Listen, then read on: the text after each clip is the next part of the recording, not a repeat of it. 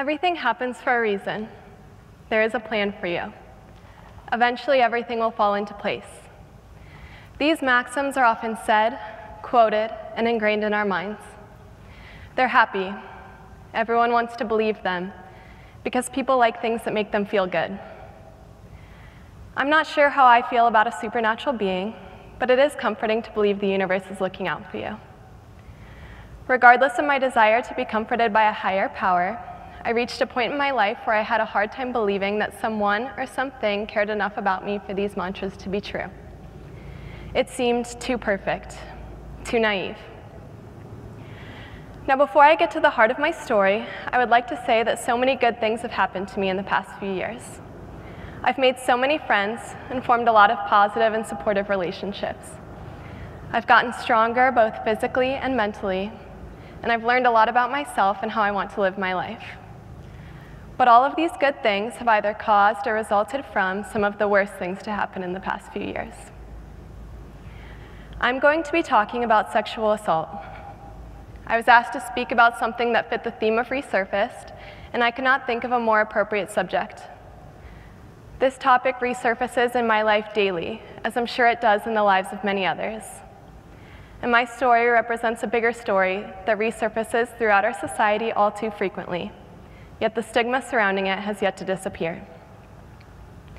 Though the story I'm going to share with you today is primarily about sexual assault, it is not just sexual assault that I would like to address.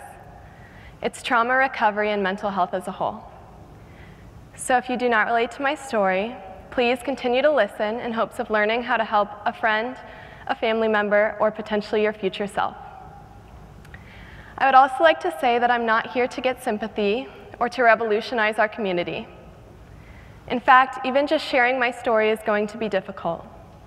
But I know I will have made an impact, and sharing my story will have been worth it if I reach just one person in the audience today. So please, allow me to share my story, my response, and an attempt to make sense of it all. In the spring of my freshman year of high school, I met another freshman in my class. It started off slow and innocent. He was short and funny like all of the dorky best friends in a romantic comedy. He'd make me laugh so hard that I would cry. He was smart and athletic and could always cheer everyone up. This boy and I began to get closer, and he eventually asked me out. We made our way to the end of freshman year and also began our sophomore year together. As we got deeper into sophomore year, my boyfriend and I began to have a few struggles. Our biggest fight happened towards the end of October, a fight I felt I was at fault for. After he seemed to have made up, my boyfriend asked me to meet him to watch a movie. When I got to him, he led me in a back door, down a flight of stairs, and into a dark corner that no one had been to in a long time. He told me to set my computer down, pushed me up against a wall, and began to kiss me. It didn't feel right. I stopped to ask about the seemingly forgotten movie, but he kept going. Trying to avoid another fight, I went along with it for a while. Now, I've thought a lot about what I should and should not include in the next part of my story, and for all of our benefit, I will leave out the disturbing details of what happened next. I'm not sure why he did what he did, why he ignored my protests. I don't think he was mad at me or just wanted to have sex. I can only guess that my boyfriend of 7 months raped me because he felt threatened by our fight and insecure about our relationship. He was escorted off campus the following week. I did not choose to press charges, and that's the last that I heard. My initial strategy in dealing with this trauma was to ignore it, but my facade came crashing down exactly 4 months later when a male friend of mine assaulted me in my car. I was hurt. Not only had I been sexually assaulted once, but I'd been sexually assaulted twice in the span of 4 months. Everything inside of me told me that I'd messed up, as if I was the one who planned, coordinated, and executed these acts. I hit my lowest point. I had no motivation to do anything.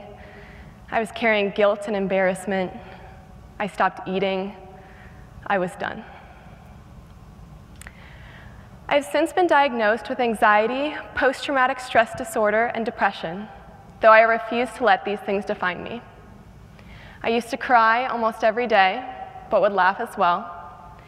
I still often have anxiety or PTSD attacks, but I just as often have good times with friends.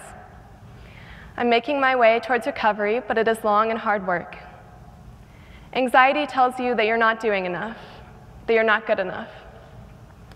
Depression tells you that there's no point in doing anything, even life. And PTSD tells you that bad things have happened and are happening again. It's a dangerous combination. And it's hard to live with such a heavy weight on top of you.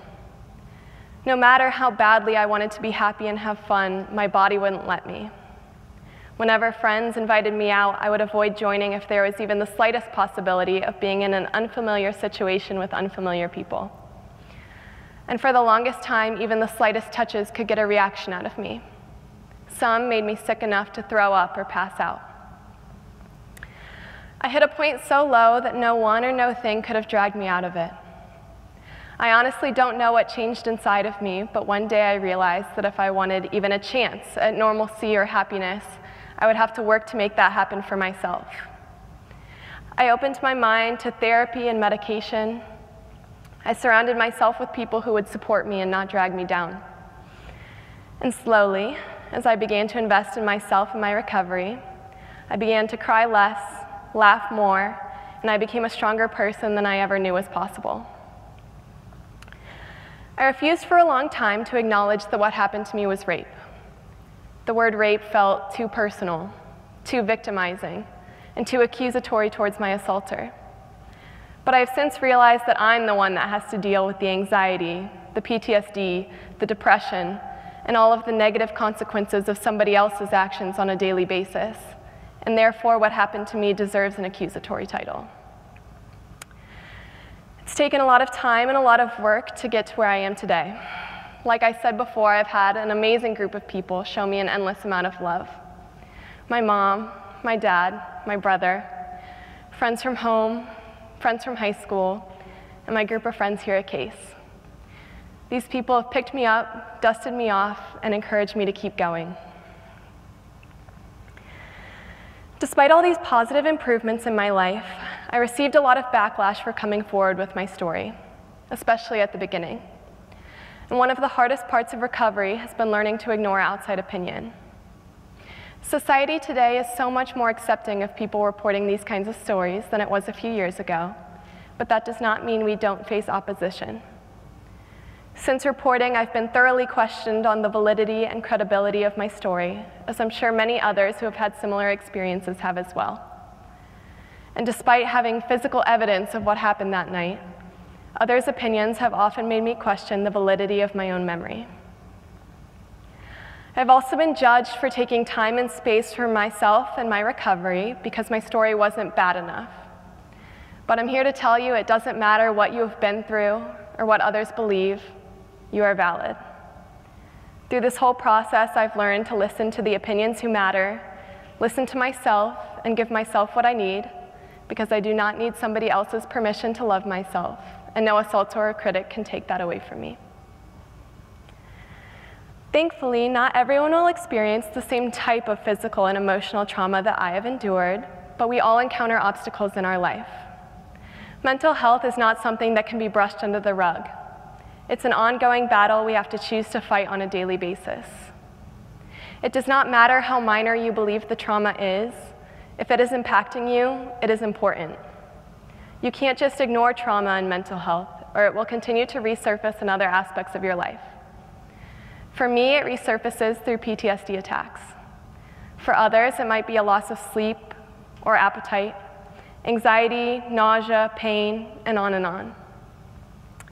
A common misconception in our society is that trauma is comparable, but I'm a firm believer that it is not.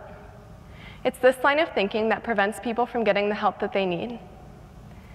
I don't want anyone to leave here today thinking, oh, I wasn't raped, so I must be doing okay. That's not the point. We all have our own unique experiences that may impact us differently. You don't have to hit rock bottom for you to get help. I actually hope that you don't. I stayed in denial for so long that it almost cost me my life, And looking back, I wish I would have been able to accept the help that was extended to me sooner. So please, check in with yourself and choose to fight the battle in the best way that you can. The next biggest lesson I learned in my recovery is that bad days do not mean a loss of progress. Everyone who knows me knows that I still have bad days. I still get anxious and depressed. I'm a college student who's working through my trauma. It's expected that I'm not perfect.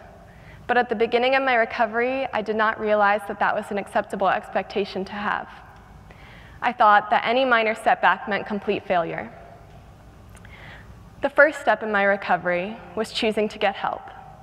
But the next step, the one I have to take every day, is accepting that progress is not linear and that I'm allowed to have bad days.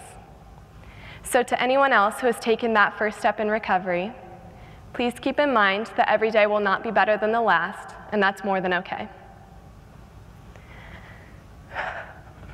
So maybe some of the mantras are true. There may be a light at the end of the tunnel. Everything may not happen for a reason, but I'm beginning to believe that everything will fall into place. I do not want my history to be what defines me. I'm taking steps forward, trying to make progress, and doing everything I can to use the traumas I've experienced to give me perspective and not hold me back. I want to say everything will be okay, but I don't know that yet. So I can take comfort in believing that maybe the universe is looking out for me. And even if that's not true, I have an amazing support system who is looking out for me and always will. My goal today was to share my story in hopes that one of you will leave here with a greater understanding and more perspective in the event that you are faced with a similar situation.